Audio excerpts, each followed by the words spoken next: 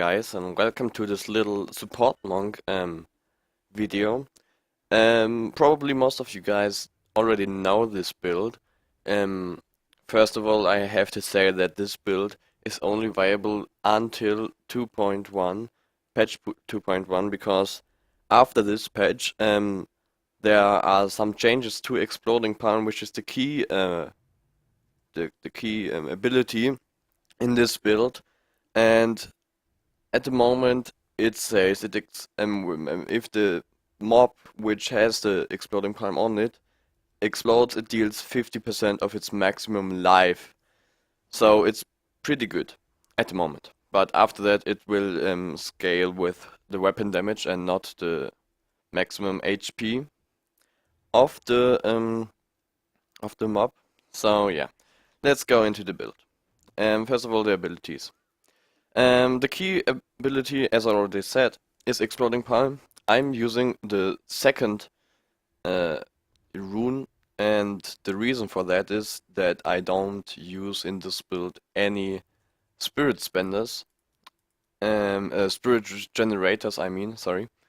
And yeah, that has the reason because I am using already also Epiphany, but I'll go to that later on. And yeah, and we are getting 10 spirit per for each enemy which is caught in the blast. So most of the time, if you pull the mobs together with Cyclone Strike, you will get full spirit after the palm has exploded. And the second ability is Dashing Strike. I'm using the first rune because it's just a move, a gap closer, so you can move on faster. I mean, it's about the whole screen mostly. So if you're stuck, you can get out of it, or can use it as a gap closer to jump over walls or something like that. Now this third spell, I'm using Blinding Flash with self-reflection, and some people might say Inner Sanctuary with the Forbidden Palace might be better, but in my opinion, self-reflection is better because some packs, for example ghost packs, or some Act 5 mobs used to split and just walk everywhere they want, even through walls, and you can't pull them with your Cyclone Strike after that. So if you can control them with the Blinding Flash, and 6 seconds is pretty huge, and then they won't get split so much.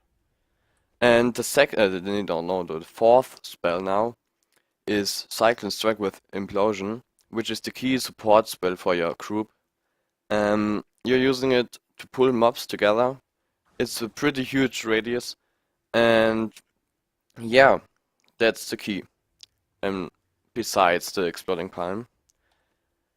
And Epiphany is a very important spell as well. I'm using Desert Shot. Some might say it's Soothing Mist with the Guiding Light passive might be better, but in my opinion it's not, because the heal itself isn't that huge.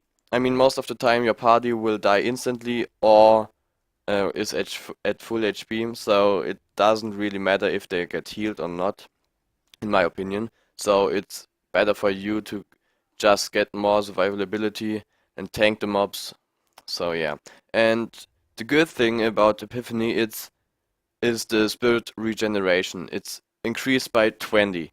So you don't have to use or get a lot of spirit generation over your gear. I myself have 24.81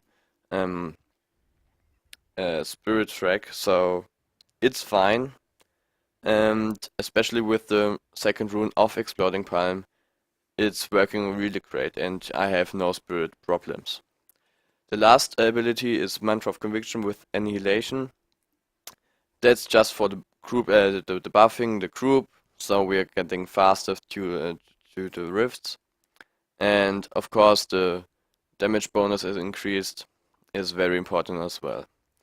So in this build, some stats are very important. First of all, cooldown reduction. I have currently 71%, actually 72 if you, yeah, 71.5.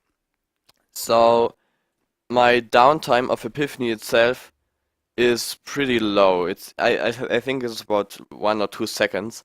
So you have Epiphany most of the time, almost 100%. And yeah, that's very good for my planning flash as well, so I can almost perma-stun the mobs. Alright, let's go to the gear. Uh, on the shoulders, I'm using Born's Privilege with Born's Frozen Soul, so you're getting, with the Ring of Royal Grandeur, 10% cooldown reduction. And on the shoulders itself, I have cooldown reduction as well. The other stats are not so important, just get or stack survivability.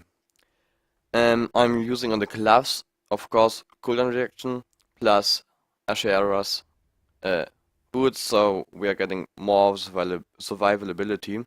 As you can see, I'm using on the secondaries lightning's resistance. That's due to the fact that I'm using one with everything, which is increasing your all resistance by to your highest elemental resistance, and which is lightning resistance in my case.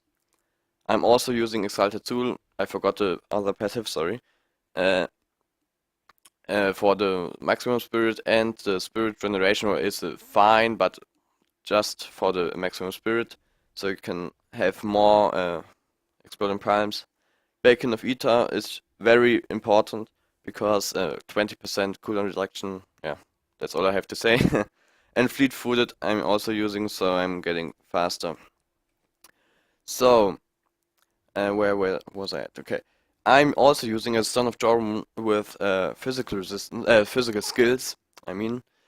And that is why it scales with the exploding prime. So, actually, not only the physical skills, also the damage against elites. So, I'm currently having 115% bonus damage to elites and 51% physical damage. So I'm increasing the palm damage a lot, especially with the Fist of Asturas, which is very important as well. With a socket, so you can socket increase damage against elites, and 95% is pretty good as well. Alright, at the pants I'm using Captain Crimson's for the cooldown reduction, and you only have to stack survivability there as well as the belt.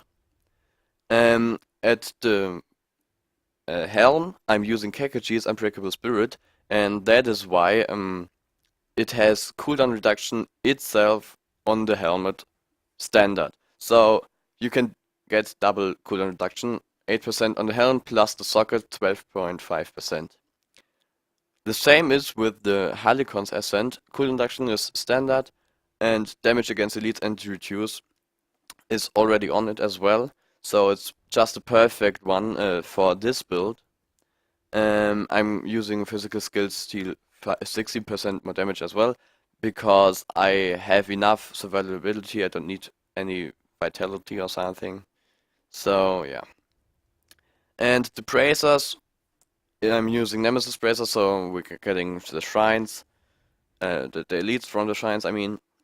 And yeah, I'm almost most of the time the leader of the group, so I'm the first one who is at the shrines.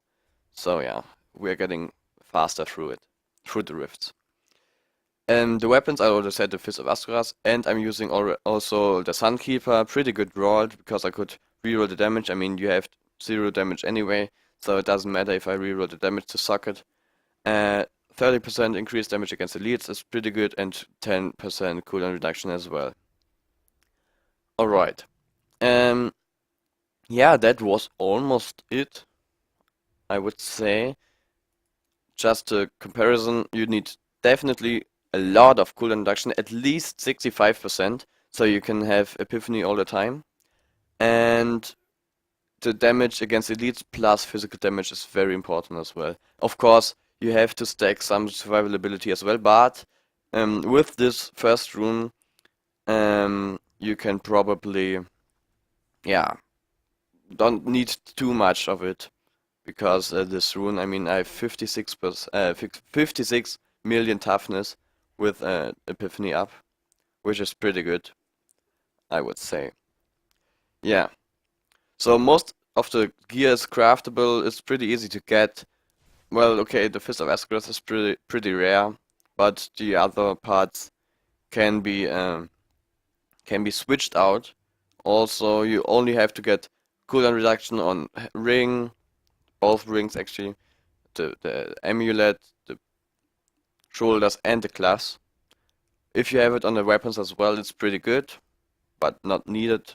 I've used another Sunkeeper before that. I need to look where it is. I think I've used this one. I'm not sure. Or actually that one. Yeah, I used that one. So there was no cooldown reduction and it worked pretty good as well. So yeah. Um yeah. I think that was it. If you want to see any gameplay videos, you can check out my live stream. I'm probably live streaming every day, 24/7 almost. And I'm playing the monk very often as well. So check that one out. It's the link for it is in the description. And yeah, hope you liked the video, the little guide, and see you guys tomorrow or in the stream. See ya.